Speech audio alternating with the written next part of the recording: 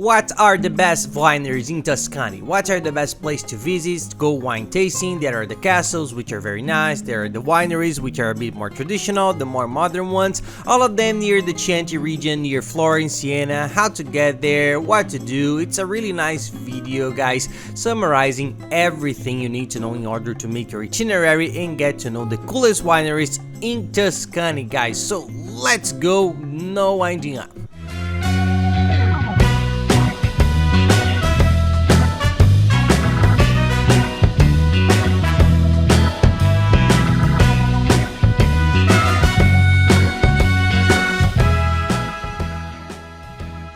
Hey guys, for those who don't know me, I'm Gabriel Lorenzi, creator of the Grupo Dicas, one of the largest travel content networks in the world, and today we're going to talk about Italy, a destination that's much sought after by people from all over the world who like wine, who like the landscapes, those giant fields, those hues. It's really incredible scenery and people are very doubtful, but what are the best wineries to visit? Because there are so many, guys. If you start researching, there are regions, there are types of grapes, there are many things that influences us and we get a bit confused at first, so I decided to separate 4 here that I think are really cool for you to either get to know all 4 or make your itinerary passing through one of them, focusing on 2 that are the most traditional, more wineries like we're used to see in the movies, 2 of which are inside a castle.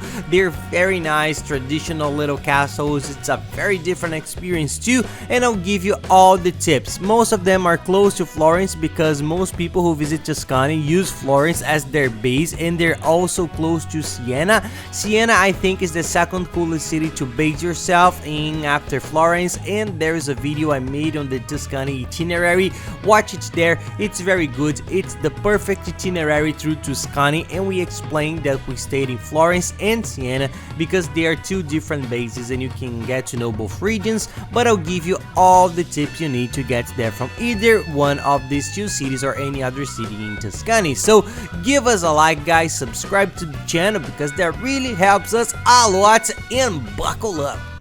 Well guys, let's go, starting with the first winery, and these wineries are for those who want to visit on their own, okay? Go to their website and book it because you might run out of time, you might get there and not have an appointment, okay? So you need to book in advance. Some of them are very busy, so book in advance, and if you have a car you can get to any of them easily. The road is nice, there are some places that are simpler, but that's okay. We found it very peaceful and beautiful to drive there in Tuscany, so it's a very nice idea. If you're going to rent a car, here's a golden tip: use the comparator. I'll leave it here in the description of the video in the first fixed comment. It's a website that compares all the car rental companies, finds incredible prices. It's unbeatable with all the car rental companies. You can go straight to the rental company website. The comparator is cheaper, so take a look and you will see that's cheaper than renting a car in Italy. And for those who don't want to drive, there are paid tours and excursions. Watch the next video I'm going to make called How to Get to Know Tuscany in 2 Days with tours, because I'm going to talk about 2 tours that pick you up in Florence by bus, by van, and then take you on a tour of this whole region that I'm going to mention here, with wine tasting, with everything ready for those who don't have a car and want to hire the tour through an agency. So starting with the Antinori winery, I think it's good to mention Antinori because it's the closest to Florence, about 35 minutes away, so it's one of the closest to Florence. It's already in the Chianti region, everyone pronounces it one way, but it's a very famous region from the quality of the grapes, the types of wine. You will hear a lot about Chianti when you're researching wineries, so this is one of the first in the region, one of the closest to Florence, and it's very beautiful because it's in those hills. It's very much like the picture of Tuscany we're used to seeing on Google, on TV, in some movies. There's a nice winery to visit, a traditional winery with various types of wine. You can do a tasting, you have the option of trying some cheese on the spot, some delicacies, you can buy the wines. It's one of the wineries I think is the coolest and easiest to visit there because it's very close, the things are very good, and the scenery is very beautiful. Another very nice winery that has something different from the others is Capezzana. Capezzana is a winery an hour away from the center of Florence, but close to the city. You walk around the city and it has a beautiful view of Florence's Duomo, which is that giant cathedral, one of the main tourist attractions in Florence. So it's a very nice landscape. It's also very well known for producing olive oil since 804, if I'm not mistaken. The year 804 they are olive oil producers. So you can also try cheese with olive oil. There are lots of wine options. It's another very nice winery that's worth putting on your itinerary. This is much closer to Florence than to Siena, right? So try to explore this one when you are based in Florence, because this one is really very close. Guys, we've come up with lots of new tips, okay, for you to travel and save a lot on everything. If you haven't seen it yet, watch our video on how to travel cheaply in Italy. How to travel cheaply in Italy, Gabriel. It will appear there on YouTube. It's a very complete video that we made recently with all the main tips you need to know to travel to Italy and how to organize your entire trip, guys. Saving a lot on everything, all their services, where's the cheap place to take out travel insurance, which is a must, where's the cheapest place to stay, hotel tips. There's a great tip on how to save a lot on hotels in Italy, lots of great tips on the exchange rate, how to use the euros, everything. That's it. Then watch this video with it. It's very good. I think you're gonna like it a lot. And now the wineries that are more like castles. When it's a castle, you imagine a gigantic castle, but they're smaller castles. But they were considered castles and have been preserved to this day, so it's a nice experience. One that I really like is Nipozzano Castle. Why is Nipozzano Castle so cool? It's one of the most traditional families in Italy, just like the first one I mentioned, the Antinori. It's a very strong family. It's a real dynasty. People, it's a legacy that they have there of keeping the name, of cultivating. They produce many wines, just like the Antinoris. The castle of Nipozzano belongs to the Frescobaldi family, which is one of the main ones. There is also a winery with the name Frescobaldi Winery, which is also from the same family.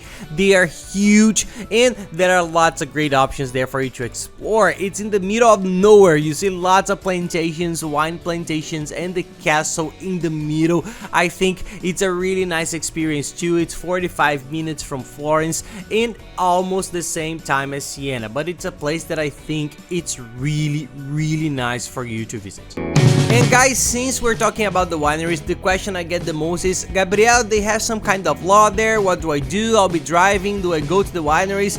Guys, we didn't see anything. There is no police stopping cars on the road because you're in the middle of the countryside. It's just you and some animals out there. The roads are pretty empty. Some are dirt roads. The tip we offer, guys, common sense. If you're just going to taste, we use the driver's rule a lot.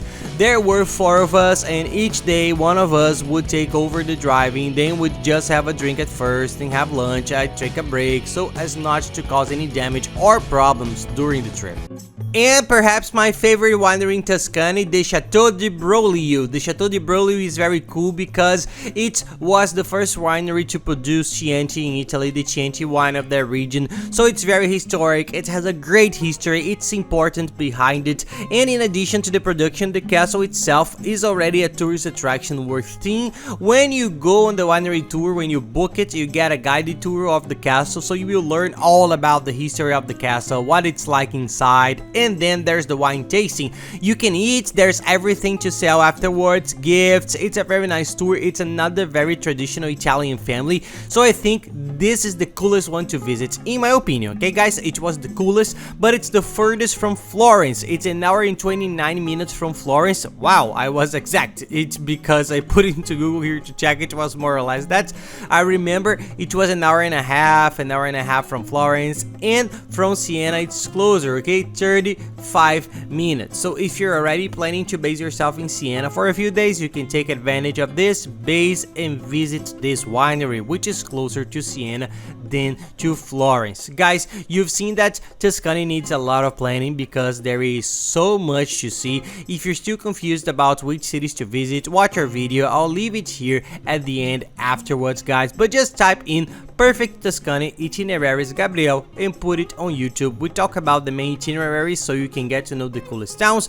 Montalcino, Montepulciano. Montalcino is cool, guys. It has the Brunello, one of the most famous wines in the world. Brunello di Montalcino is for those who are wine fans, for you have to try if you haven't already. You have to go to one of the wineries or go to the stores in town that sell Brunello di Montalcino. There's also San Gimignano, a very nice town, Pisa, Lucca, you name it. So watch the video of the perfect itinerary for Tuscany and you get an idea of how to put together and how to get to know all these cities in Italy.